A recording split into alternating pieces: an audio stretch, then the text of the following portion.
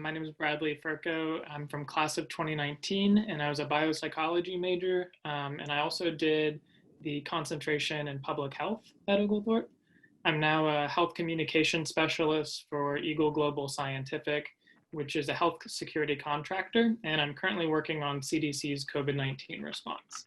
And I have to be upfront about saying any ideas or views I express should not be construed as the agencies or the US government's. They are my views solely. Awesome. And how about you, Rebecca? Hi, everybody. I'm Rebecca McConnell. I graduated from Oglethorpe in 2011, and I was a psychology major. And now I went on to get my master's of social work at UGA, and I've been working at Children's Healthcare of Atlanta at the Eggleston campus for the last years, and I am the inpatient social worker for our Aflac Cancer and Blood Disorders Center. Very cool. And William, why don't you go next? Great. Can you hear me? Mm-hmm. So I'm William Bryant. I'm class of 2003 MBA program. I'm the Scout Executive CEO for the Mobley Area Council Boy Scouts of America. This is my 17th year in scouting and my fourth opportunity. I just moved here from Dallas, Texas, a year and a half ago. Nice. And where are you located now, William? Mobile, Alabama. And Alabama. Very cool. Very cool. And Abby? Hey everyone, I am Abby LaForge. I was class of 2018. I graduated also with a degree in psychology. I went on to get my graduate degree from Georgia State in rehabilitation counseling, which I actually just finished in July, so I'm very fresh out of grad school. And then I continued on for my internship site at the job I have now, which is at Georgia's Vocational Rehabilitation Agency. It's state and federally funded, so very much inundated in government work, but I'm helping people with disabilities find jobs. So it's a very cool intersection of government, kind of nonprofit work, but also counseling. So I'm really enjoying it. Awesome, and congratulations on just finishing up. And Stacey, how about you? Okay, can you hear me? Mm-hmm. I feel like that's the refrain as soon as you take yourself off mute. Hi everybody, my name is Stacey Chavis. I finished in December 2006. I have a degree in psychology with a minor in politics, and I'm the managing director for Campaigns Academy, and I work at the intersection of politics and policy and advocacy. So this is a really crazy bananas time for us right now in the middle of the election season. So I'm glad to be with you all. While we're on the graduate school vein, I graduated last May from University of Georgia School of Law. So we have another fellow Stormy Petro and Dog on the call. So I went to law school and I got a master's degree in the study of law. And my specialty on campaigns is all things election law and campaign finance. Very cool. And last but not least, I'll have Jacob introduce himself and then kick us off with some of the questions. Hi, everyone. My name is Jacob. I'm a sophomore. I'm majoring in physics and I have a computer science minor.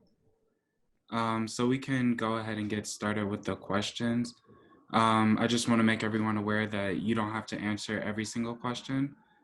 But yeah, so the first question is, as you reflect on your time at Oglethorpe, what is one dynamic, like a club or organization, from your Oglethorpe experience that has benefited you in your career?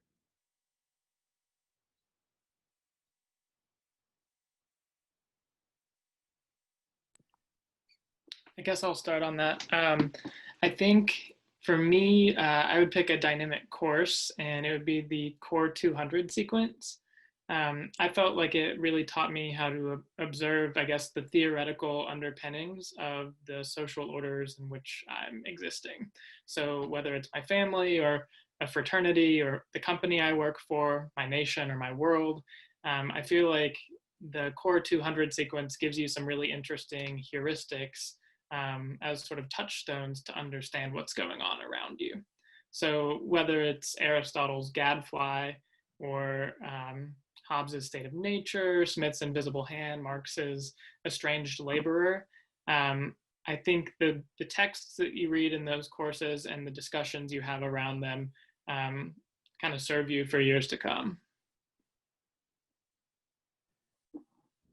I'll go. I have two. The first one was College Democrats. So that was an organization that I was involved in on campus, and we worked to recharter when I was a student, and I worked with State Representative Darshan Kendrick. I'm not sure if many of you all know her. Darshan is a fellow Oglethorpe grad in Stormy Petrel, and she currently serves in our Georgia House of Representatives. She and I have been friends since 16-17, which leads me to my second organization, which when I was a student, I did the tours. I can't remember the name. I think it was Ambassadors. So I took people on tours all throughout campus. And so that really helped me to be able to talk in front of groups of people, talk in front of audiences. I work with a lot of elected officials. I have to talk to them. I train a lot of audiences. I talk to a lot of different people. So being able to be comfortable in groups of people talking was incredibly beneficial.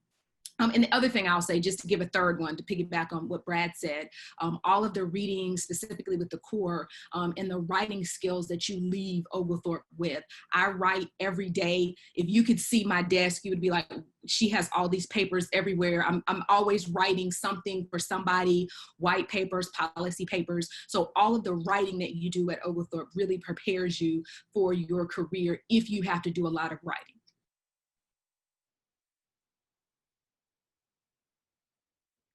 Okay, so a follow-up to that, what is something you wish you had knew or had been a part of prior to embarking to your professional pursuits?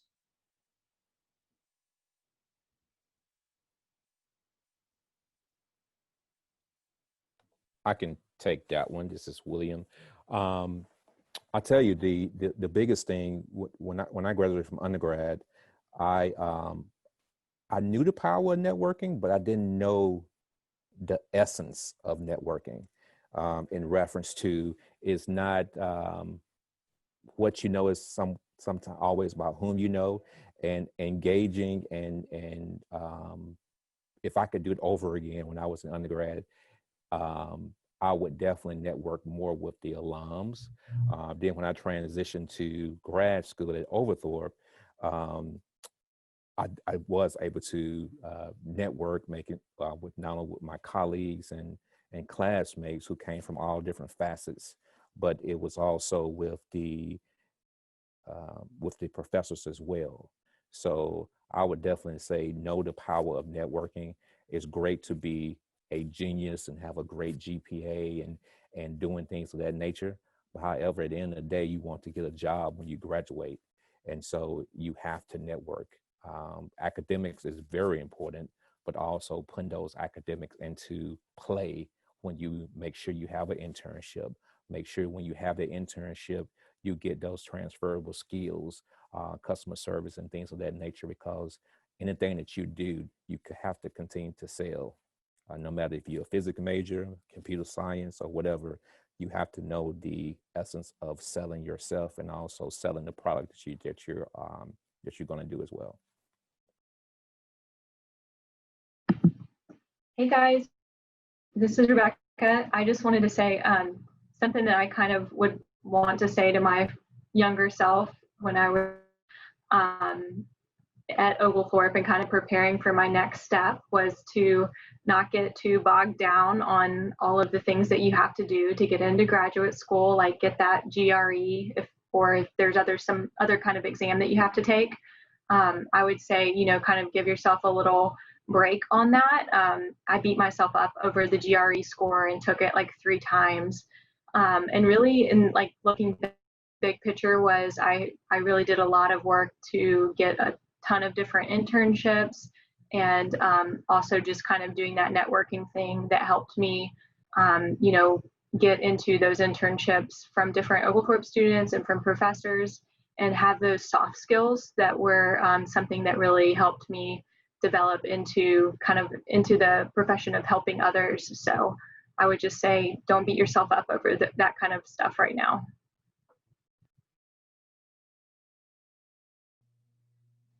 Okay, those were really good answers. Thank you.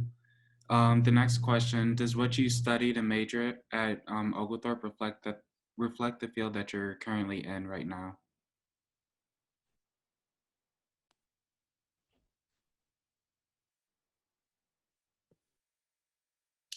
I'm not sure I could have found two jobs right out of undergrad that were more aligned with my experiences at Oglethorpe. My first job out of college was coordinating a global pediatric surgery program at a nonprofit in Midtown called Childspring International. And I felt like it really distilled that sort of global citizen ethic that you get at Oglethorpe. With the research experiences I had in the biopsych program and through internships, and then also the model of patient care that I want to employ kind of moving forward as someone who wants to practice medicine into one job that someone right out of college can do. So I feel like in that capacity, I got really lucky. And then now at CDC, I've got the opportunity to sort of complement that direct patient care experience I had with broader population health thinking, and really getting into the epidemiology of disease and specifically COVID-19. So I feel like Oglethorpe prepared me really well for both of these jobs. Yeah, I think as a psychology major, it's left very broad for you. And it's not, I felt like I wasn't given a lot of direction necessarily of what can you do with a psychology major. And I think a lot of that is, you know, utilizing your professors, utilizing like the career department and seeing what are your options. I don't feel like it was until graduate school until I realized, obviously I would say psychology, I'm doing counseling. Those are pretty closely related, depending what route you want to go with psychology. Obviously, we have a lot of psych majors here that went a lot of different ways. But I think that graduate school is what firmed up for me, like what my area of interest was with psychology. I don't know if you guys can still hear me because your faces are frozen. Can you guys still hear me? Okay. I was having connection issues earlier in the day, of course. So, but I would say that psychology prepared me well to then pursue graduate school, which really pointed me in the direction where I am now. I'll answer the question. Yes and yes. So my degree is in psychology and I have a minor in politics. My first job out of Oglethorpe was working for a member of Congress. So that was, you know, kind of, you go to college to get those jobs. And the other thing I didn't tell you all in my intro is I've worked for all three branches of the federal government, and just vast experience. And so Oglethorpe definitely prepared me to be able to deal with people, you know, on the political science side, understanding what's going on, being able to interact, all the writing that you have to do. We had to do a lot of writing for the Congresswoman. So that definitely prepared me. But yeah, I use both of those every day. And I loved what Abby said about the psychology degree being really broad. You know, there's a lot of research aspect to what I have to do, you know, when we do SPSS. So a lot of what you all hear now about polling, these polls that are going on, people that are participating in polls for the election and the plus or minus, you know, the margin of error, all of that, I'm able to interpret, and I use that from my psychology degree and doing the research. And I might be dating myself. I feel like I'm an old timer on here, but SPSS and all of the things that we did on campus, okay, with the research and all of that. So definitely using that every day. I couldn't say anything more about my Oglethorpe degree and how I literally use it every day.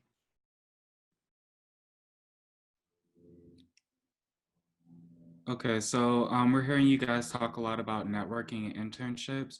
What are some of the first steps that you can recommend to market yourself? and to get your name out there with exposure and stuff like that.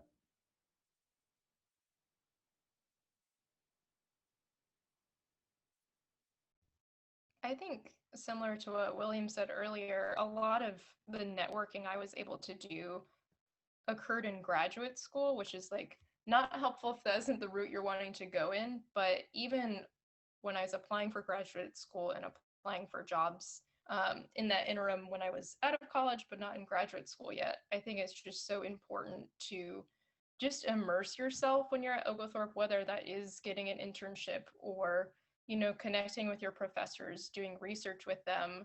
Just even if it's not paid, you can still put it on your resume. There's so many ways that I feel like I was able to kind of twist and tweak my resume to say, like, these are my interests and this is the experience I have, even if, you know, I didn't necessarily get paid to do it. Like what Stacey was talking about with all the research you have to go through as a psych major. You know, I put on, depending on what jobs I was applying for, I said, you know, I have recruitment experience because I had to recruit 60 participants and get them to do my experiment without paying them. That's hard. And so just finding ways to, like I said, immerse yourself and then reflect that passion and give yourself credit for the skills that you get while you're at Oglethorpe, even if you don't get paid to do them necessarily. Hey, I would say I had a couple of unpaid internships when I was an Oglethorpe student. And, you know, while that may feel a little disheartening, I think it's like really important that you put in some work into, you know, just learning and getting different experiences. I would say I got really fortunate and had a great advisor at Oglethorpe. And because of his network and his connections of being a clinical psychologist in the Atlanta area, he was able to kind of recommend me at a therapy center that helped kids who were on kind of the autism spectrum do group therapy and work on like social skills. So I did that for an entire year of my senior year.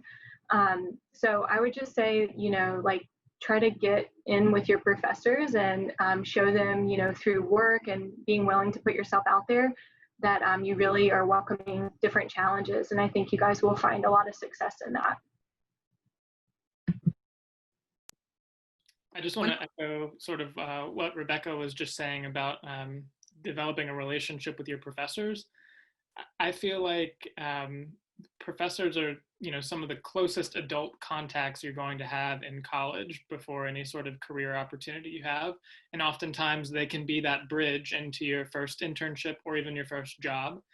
I know, you know, going to office hours, showing up to department events, trying to do research in undergrad so that you can go to a conference with a professor, all those sorts of opportunities are going to open doors for you. The internship I got junior year of college was through Dr. Schmeichel, and it was actually with an Oglethorpe alum doing research on her team at the CDC. And in my last week of that internship, I worked on a pandemic simulation, which landed me my second job out of college. So you never know how things are going to turn out. And I just encourage you to be the type of person who, you know, shows up whenever you recognize an opportunity that's kind of sitting there before you.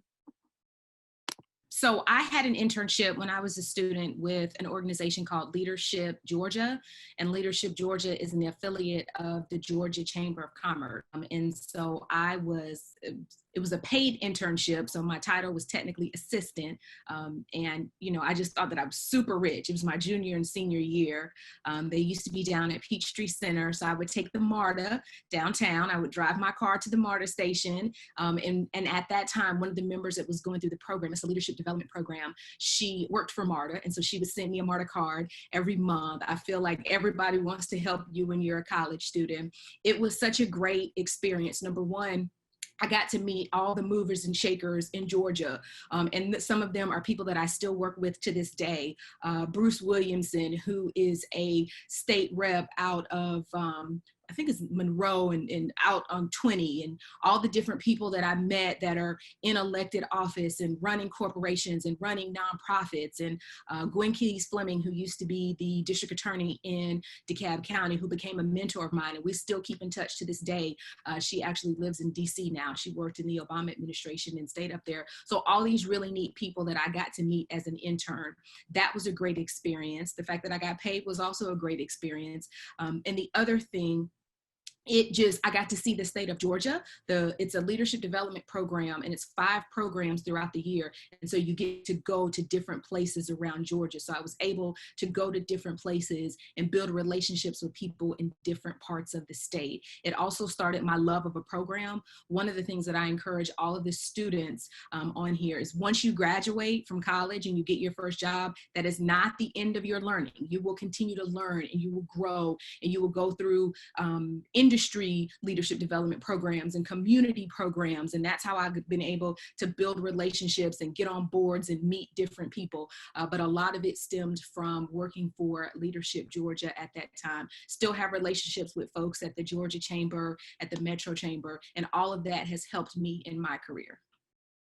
Oh, and I got that internship. There was a website, and I'm trying to rack my brain to think of it. It was a website that people would upload internships for students. So I was, back in the dark ages, when we had the little bitty internet, I found it that way. But that was one of the things that I always was looking online for things. The other thing that I know, and I know that Stephanie is on here and some of the career counseling folks. I encourage you to always go to career services, make sure that you know them, you have a relationship with them. They redid my resume when I was a student. I know Oglethorpe still does a career fair. They did it when I was a student. You can go there and find internship opportunities. But I think Oglethorpe does a great job of making sure there are opportunities for students. You just have to be proactive and do your part and show up and ask somebody for help. And when you do that, they will point you in the right direction. Career Services has always been a great resource.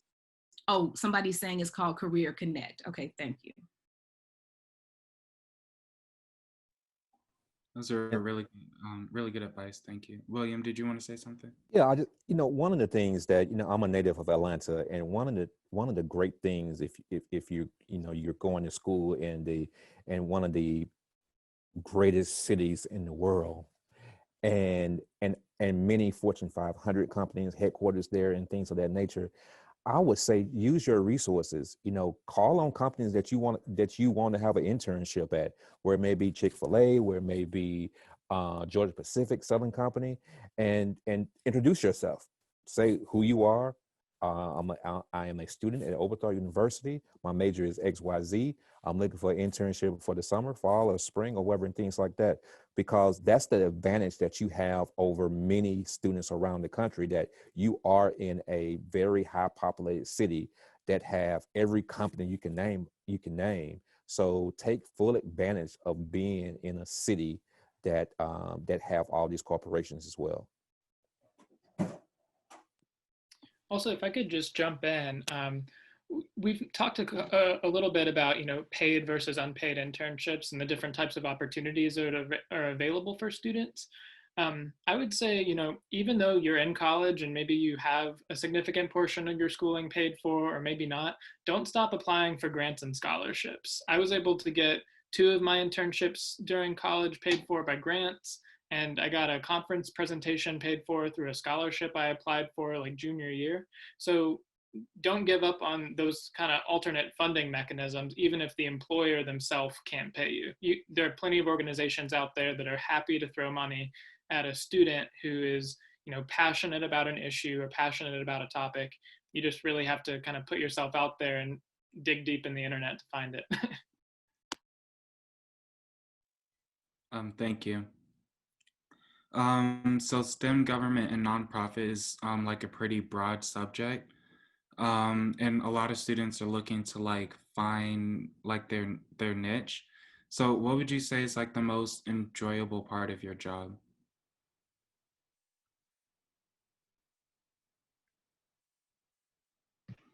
Hey, so I work really closely with families who have a child going through cancer treatment. So I think that's just a really intimate kind of space to be in.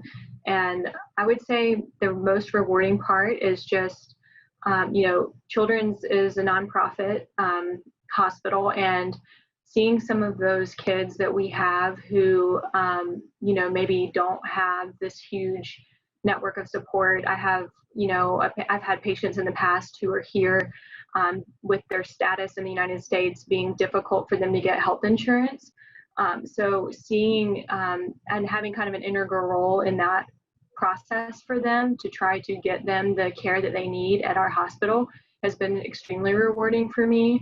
I kind of present what their family situation and needs are, and then kind of take it to our AFLAC business folks, and they look at all of the expense, and every single time we've asked, we've gotten approval for charity care for these patients who don't otherwise have an opportunity to get health care in this country.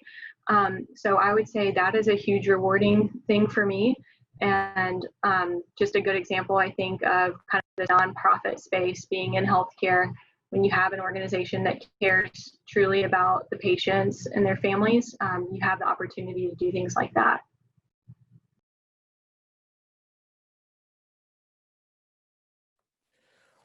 For me, it's all about believing in the mission that, being a head of a nonprofit that has over 2 million individuals involved. And so, waking up every day knowing that building relationships and raising money, programs are good, but without funding, you can't have programs. So we always say membership, keep your job, and fundraising and bringing in support get you promoted, and which it really does. You want to make sure that you believe in the program, but also have a tenacity to go out and be an advocate to corporate foundations that can bring in funds for it. Because at the end of the day, you can have many programs that are great character development, promoting self-awareness and youth protection and things like that. But if you don't have the funding to pay for it, it goes all the way. And that's something that I think now they starting to teach the art of fundraising in different colleges and things like that. But if you're going to work for a nonprofit, no matter what level you at, you're always going to have to do some form of fundraising. You may not be in the development team, but however, they want to know your story. Why are you here? Why do you do what you do? Do you give to your nonprofit? Because you can't ask anyone else to give funds if you're not giving a donation. People give to people, not to organizations. So, but fundraising, if that's something that, if you want to go into nonprofit, I would definitely say, if you want to do an internship, intern in the development office, because that's when you see everything from a different lens of how to, and it's all about strategy and all about relationships. Relationship is the key to fundraising.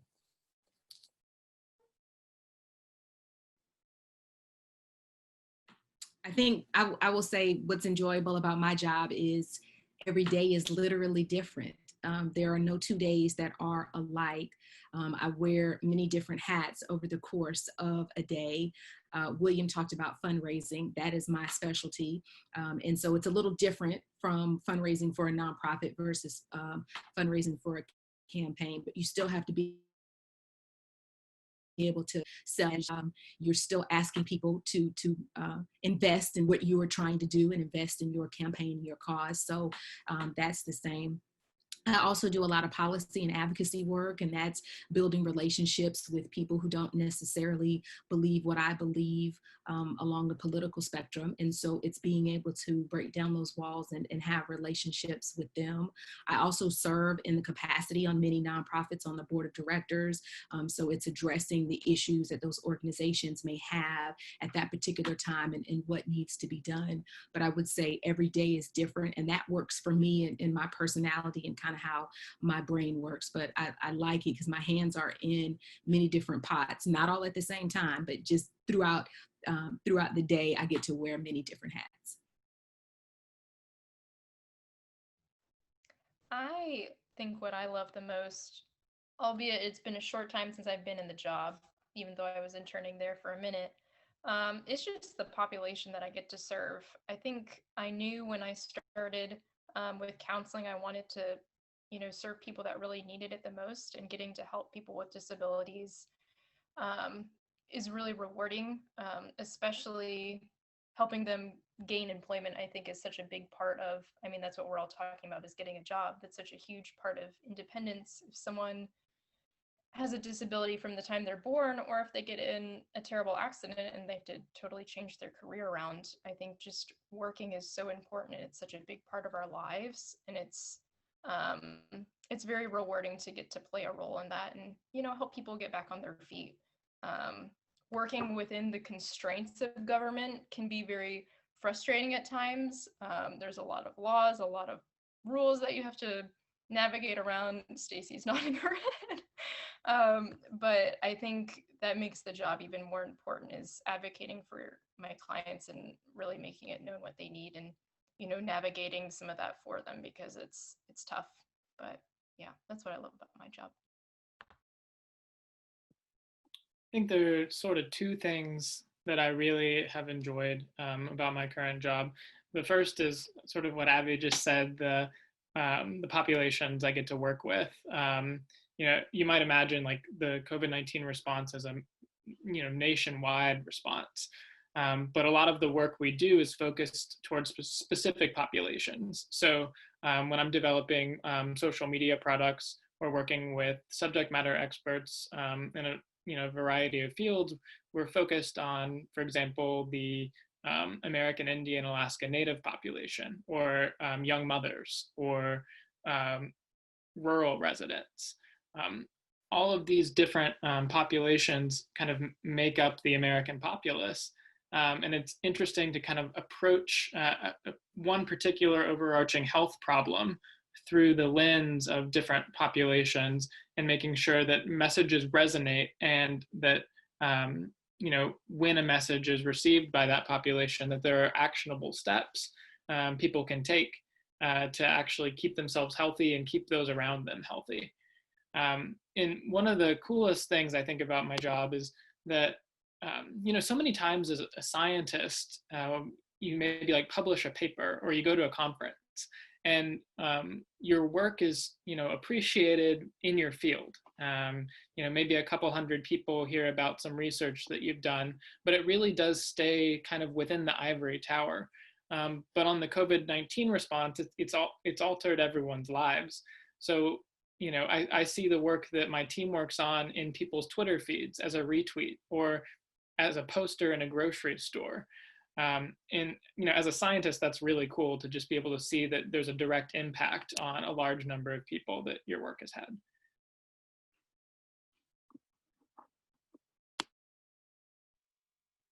Okay, so now we're gonna open it up for questions from the audience. So if you have any questions, you can go ahead and type them into the Q&A section. Right now we have 2 questions so far. So for the first question for the STEM panelists, what is the best advice you have received that you would give to students in STEM now?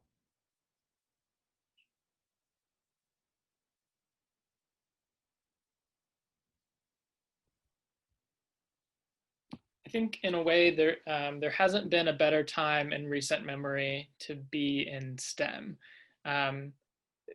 There's so much going on right now, especially in healthcare research, whether you're interested in working with a specific population, or tackling a particular public health problem, or you're interested in developing biotechnology and medical devices. There's so much activity right now in the field. And I think, also with the implications of climate change, kind of pandemic aside, there's a ton of work going on in engineering environments that are more sustainable, and engineering systems and workplaces that are more sustainable. So I think if you're interested in STEM at all, there's just so much potential to tackle really meaningful problems right now. They're massive problems. They can be demoralizing at times, but I think it makes it all the more easy to find your niche, and really kind of zero in on a particular facet that you can solve, and probably solve on a team of other people who are passionate about the same thing.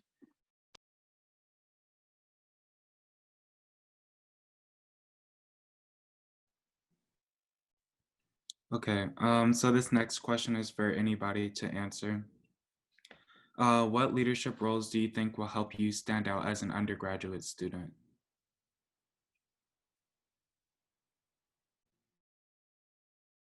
I mean, I think your on-campus involvement is really important. There are lots of people who believe in being in a lot of groups, and there's some folks that believe in being in one or two groups for the duration of their time. I encourage you, whatever organization you get involved in, seek a leadership role, be on the executive committee, be a committee chair, take a leadership role in that organization. It will give you leadership skills. You'll learn how to deal and work with people.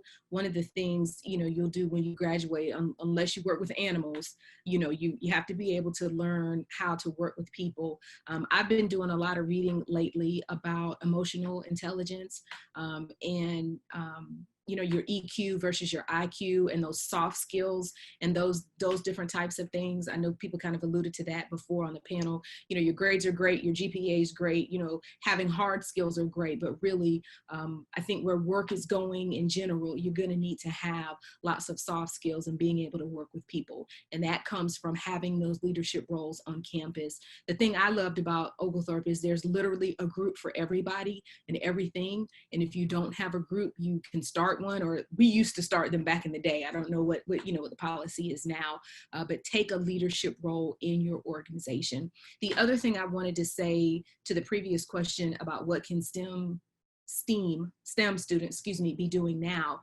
Somebody mentioned and prefaced reaching out to people that are in jobs that you want to do. We used to call it informational interviews, and you would go and you would ask somebody questions about their career. It's now really easy to jump on a Zoom call or jump on a conference call, and I'm telling you, people really want to help college students. It is I just remember reaching out to people and asking them questions and saying, point me in the right direction. I'm an Oglethorpe student, I'm interested in XYZ, would you take 30 minutes and talk to me? And the answer was always yes, from the CEO to the director to the manager. So take advantage of that as a college student. William alluded to being in Atlanta. This is one of the reasons why I came here to come to college. You can't be in a better city, literally, for anything, whether it's government, science, technology, CDC, Brad talked about that, CHOA, whatever you need, Atlanta has it.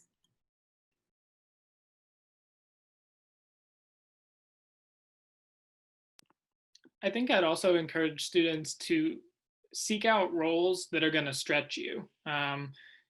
If you just seek out leadership roles that you're qualified for, you probably aren't going to grow as a leader as quickly. So, run for an election that you think your odds of winning are slim, or, seek out to work with a professor on a research question that you don't know you can answer. Those are the sorts of opportunities that are really going to make you stand out in a future job, because it shows that you have the courage to do something big, and to dream big, and maybe to even solve a bigger problem than you might believe you can. And I think right now it's so important that anyone who has the capacity to lead really step up and grow in that capacity. I think leadership is so important, and right now we need as many good leaders as we can get.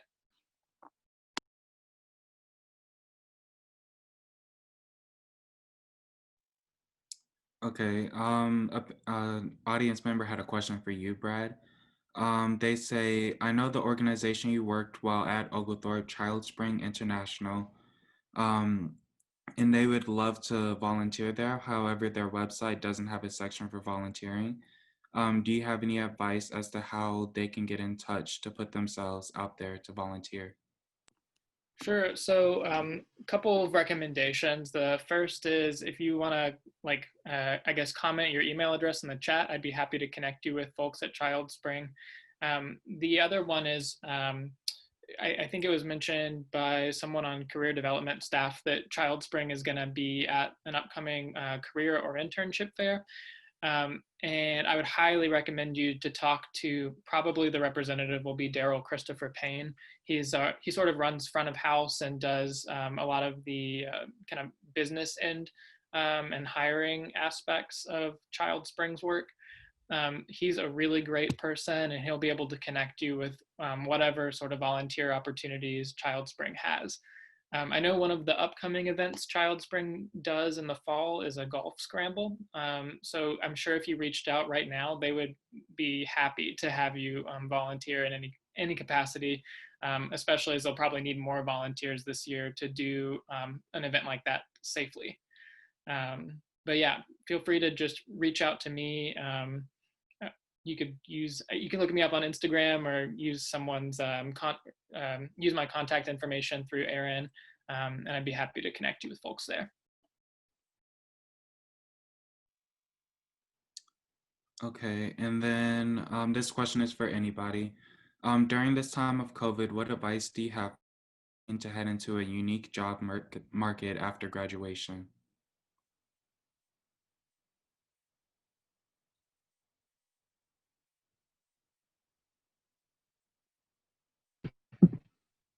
Hey, so obviously I don't think any of us have ever kind of been in this situation before with this pandemic that we're facing. But I would say just keep doing what you guys think is, going to land you your next step, and look beyond like your immediate situation. I can only speak from my experience, but I know that when I was trying to figure out what kind of thing I wanted to do as far as graduate school, I kind of entertained the idea of doing a PhD program in clinical psychology. So I went on websites of different institutions and emailed everyone in that department and was like, here's my resume. I'm interested in doing research with you, let me know. And I did research at Georgia Tech and also at the University of Alabama at Birmingham at UAB.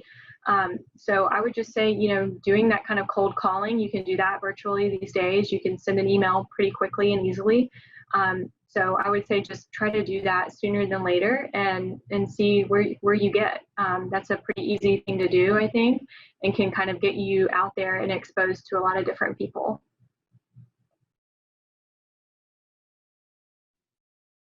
I would say start now. Start identifying places where you are interested in working. There's still a significant amount of hiring that's going on. I have a lot of friends that work in HR for nonprofits, for corporations, for government. So I would start now and identifying what it is you're interested in. I can't continue to talk enough about career connection. I think Connect is what it is called. When I was a student, it was career services. So, really reach out to them. Again, get specific about what it is you're interested in. The other thing that I would encourage all students to do is be open, right? So what you think you want to do coming out of college might be a little different. You'll take a lot of moves and shifts and pivots throughout your career. So don't be afraid to take something when you graduate that may not necessarily be 100% in your wheelhouse or where you're interested in, but that could lead to something else. The other thing, I think Oglethorpe has great resources in the alumni board. I served on the alumni board for 6 years. That's how I met Mary. There are so many people who work there that are willing to help you. Think about our board of trustees. I think about the folks that work at Coca-Cola, and there's a significant amount of Oglethorpe students that work at Porsche. So you have such great and Clara and the staff are able to help you make, in building those relationships with folks that work at, some of these top big name companies, as well as the nonprofit community. There's a significant amount of Oglethorpe graduates that work, in leadership roles and executive roles. So what I'm saying is use the resources that you have. Don't try to reinvent the wheel. Like I said, my first job coming out of Oglethorpe, I actually got it from Darshan, which is so funny. Darshan had interned for the congresswoman and she was going on to law school. So she went straight through, didn't take a break. And she called me and said, would you be interested in this? And I was like, yeah, sure. So I had 2 interviews. I was incredibly nervous. You're 22, 23, and you're like, oh my gosh. And I got the job, and thus has started me along a path. So I said all that to say is use the resources that you have at Oglethorpe. One of the beautiful things about being at a small school is you're able to build, and have really deep relationships, and folks know you, know what you're about, and know that they can help you. So make sure that you talk to the faculty, talk to the staff, talk to the career folks, but really make sure that you open your mouth and ask for what you want. Don't be in your dorm room saying, oh, well, I wish I would have done X, Y, Z. You have to let people know what you need, and they'll help you. Again, the beautiful thing about going to a small school in a really big city. And I think too, if you're going more along the route of, cold calling, sending your resume out to online portals or wherever, just make sure that you are changing your resume to fit the job. It's a big pain. It sucks to write all those cover letters and make them fit the job, but it's very important to make them see like you actually care about this job in particular, and they can tell you're not just copy and pasting and sending on the same thing you send to everyone else. So that's why I agree with everyone else. Definitely start soon, and just start sending your name out to places. But I mean, you'll hear it from everybody. The thing that gets you jobs is people not necessarily sending your resume through LinkedIn. Sometimes it works, sometimes it doesn't. Definitely network. But that's my advice. Okay, so I think this is going to be our last question, but I know a couple of you have mentioned like emailing people in the field that you want to go into. What do you suggest students put in that email? Like, is it just like an introduction? Do you ask them to look at your resume? Like, what do you suggest? I think for me, what I used to, it's all about the header. So if you put in the header subject, if you put subject, resume, 9 times out of 10, they're not going to look at it. So it has to be something that's catchy where it's going to open, whereas students from. Most of the time, I would say 80% of the time, I think I can say that. But 80% of the time, if you put student looking for internship, or student from Oglethorpe, or do you have a job? Do you have a career? Something that's catchy that that's going to get that person you're trying to get in contact with to click. But also, so that's one, making sure your subject is something that someone will open it. Number two is that you state who you are. I am William Bryant. I'm a sophomore at Oglethorpe University, majoring in XYZ. I have an interest in being an intern with your company in this, which you have an opportunity to meet with me virtually for 15 to 20 minutes, because that's your window. It's only say 15 to 20 minutes. Typically, it'll go longer, but you want to be very cognizant of people's time. So 15 or 20 minutes is the most time you're going to get. If they like you, they may go a little bit more and ask for a follow-up meeting and things like that. But I would definitely say have a subject that someone's going to click to open. And then number two is have it be precise, no more than 2 sentences. And you want an action. The action is, please contact me by X, or can I contact you by the end of the day or the end of the week to follow up. But it have to be an action. That person going to have to take action through your email. And so just make sure that happens as well. I would also just observe that I think people like to talk about themselves. So if you can ask them a question about something they know the answer to, more often than not, they will be happy to provide that answer, especially if it's in their field of expertise. And then the other thing I would say specifically for like people interested in science or research positions, read that person's papers.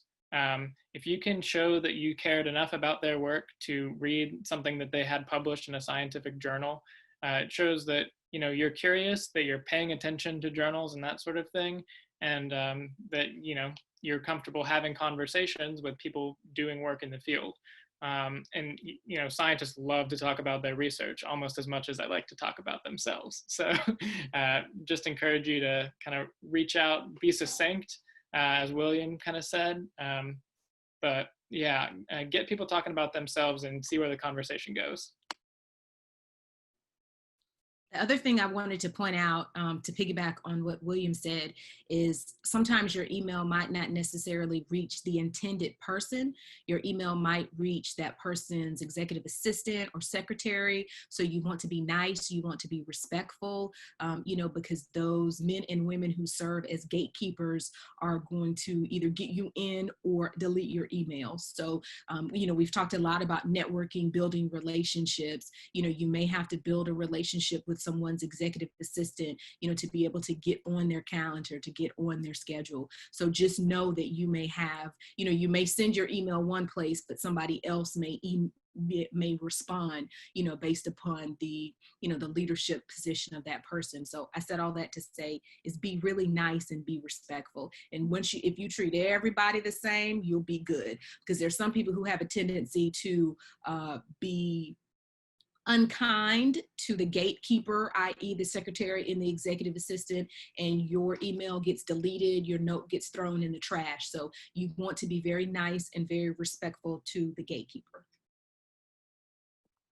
I think you're absolutely right. And I would just encourage people to be sort of as humble as possible in any communication you have with someone, because, you know, even though all humans are equal, right? You're a student, so you are on the bottom of the totem pole when it comes to careers and whatnot. And you should never speak to someone who's, you know, higher than you in the hierarchy in a way that is demanding or rude.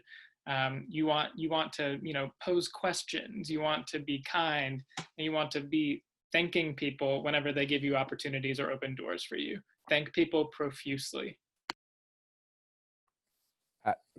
Last thing, Jacob,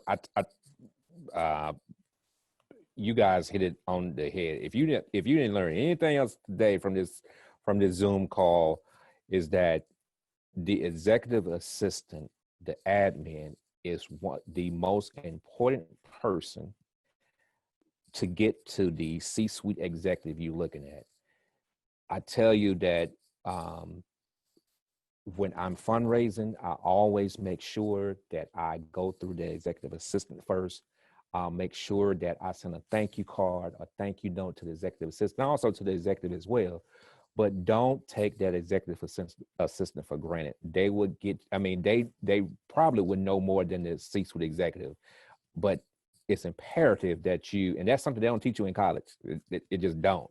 So you want to make sure that to get where you want to go, make sure you always is pleasant and nice to the executive assistant.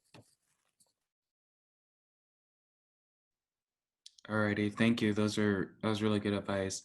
So thank you to the audience for attending, and a big thank you to our panelists. A recording of today's conversation will be available soon, as well as the bios and information of our panelists. So thank you, everyone, and have a great evening.